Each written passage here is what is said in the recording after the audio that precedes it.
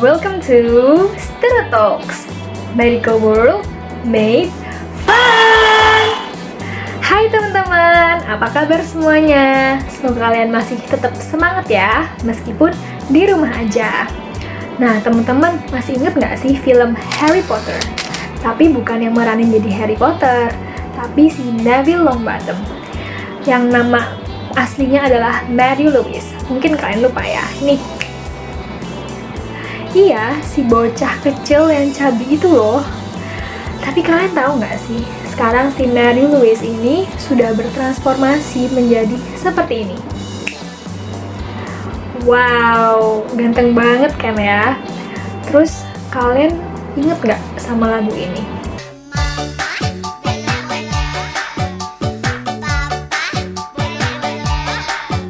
Iya, si Tina Toon dengan gerakan khas kepalanya itu loh. Kalian tahu nggak sih, si Tina Toon ini sekarang udah berubah menjadi wanita seperti ini. Wanita dewasa yang super cantik. Nah, kalian pasti amazed kan sama perubahan mereka? Tapi kira-kira apa ya yang bisa buat mereka berubah? Kalau kata orang-orang sih, puberty hits me hard atau pubertas. Maka dari itu, di video kali ini kita akan membahas seputar pubertas. Tapi sebelumnya, jangan lupa like, subscribe, dan komen channel YouTube kita supaya kalian nggak ketinggalan video-video kita lainnya. Dan jangan di-skip dulu ya, karena di akhir video akan ada fakta menarik. Nah, jadi sebelumnya kita harus tahu apakah arti dari pubertas. Jadi, pubertas merupakan masa transisi dari masa anak-anak menuju ke dewasa yang mengakibatkan adanya perubahan fisik, perubahan hormonal, perubahan psikis, dan juga sosial. Nah, perubahan fisik seperti apa sih? Contohnya, seperti pada laki-laki akan tumbuh kumis, jenggot, jakun yang semakin prominent atau menonjol, dada yang melebar, atau bidang. Dan pada perempuan, contohnya seperti payudara yang semakin membesar, pinggul yang semakin membesar, dan juga adanya menstruasi.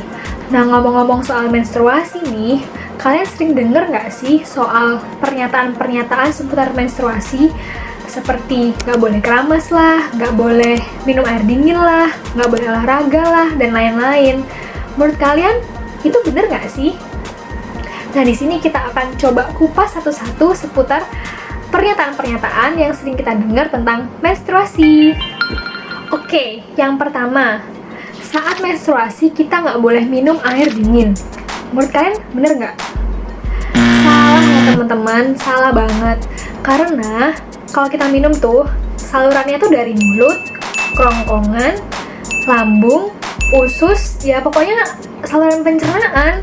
Sedangkan ketika kita menstruasi, itu salurannya ada di bawah, yaitu rahim, vagina, serviks, kayak gitu. Jadi nggak nyambung, nggak ada ketemu-ketemunya gitu loh. Jadi salah banget ya teman-teman. Dan kalau orang bilang apa minum air dingin akan menyebabkan darah beku, itu salah banget.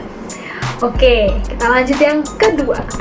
Nah, yang kedua yaitu nggak boleh keramas saat menstruasi. Bener nggak sih? Salah juga ya teman-teman.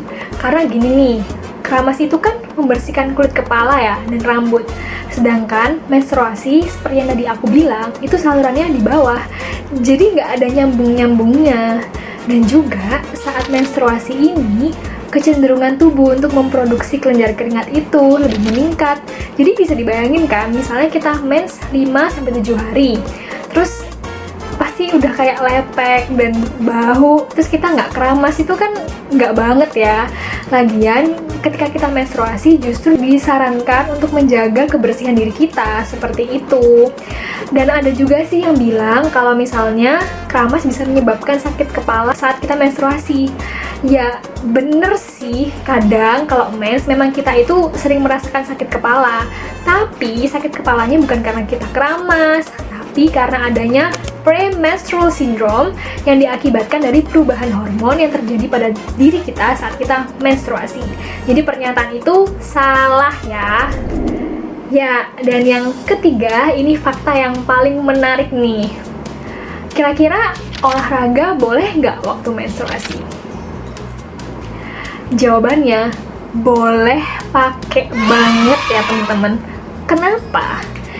Awalnya kita harus tahu dulu nih tentang menstrual cycle atau siklus menstruasi. Ini ada gambarnya. Jadi, ketika kita mens, hormon estrogen dan hormon progesteron di dalam tubuh kita itu berada di titik terendah. Sehingga tubuh kita itu seperti kelaki-lakian gitu loh. Jadi, tubuh kita tuh ambang batas nyerinya itu meningkat. Jadi kita tuh lebih tahan disakitin. Nggak, maksudnya lebih tahan akan rasa sakit kayak gitu. Nah, selain itu, ketika hormon estrogen dan progesteronnya itu turun, maka pemecahan gula darah dan karbohidrat dalam tubuh itu semakin meningkat. Sehingga menyebabkan tubuh kita itu energinya itu banyak banget. Sehingga malah justru sangat disarankan untuk olahraga-olahraga yang membutuhkan energi dan otot yang banyak, seperti angkat beban, hit cardio, body combat, dan lain-lain. Pengalaman pribadiku sendiri nih, waktu dulu aku masih rajin-rajinnya nge-gym, aku kan habis baca teori ini nih, terus aku mau eksperimen ke diriku sendiri.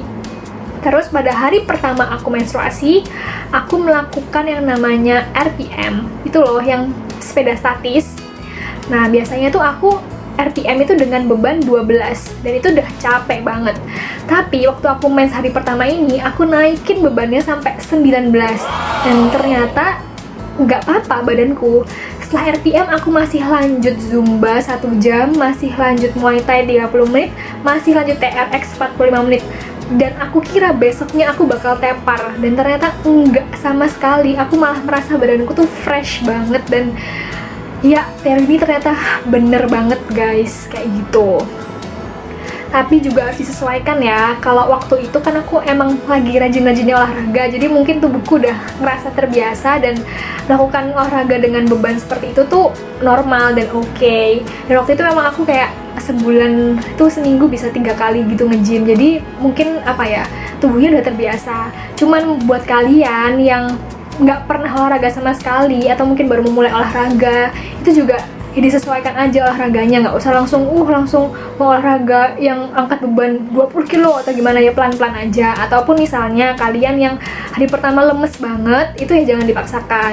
Nah, selain itu, fase menstruasi merupakan golden period atau fase emas ketika kalian ingin memperbaiki metabolisme tubuh kalian. Misalkan kalian mau menambah berat badan, kalian juga bisa menggunakan ini sebagai fase emas. Caranya dengan high protein dan high carbo loading disebarengi dengan resistant training seperti angkat beban kayak gitu, sehingga masa tubuh kalian akan lebih cepat bertambah.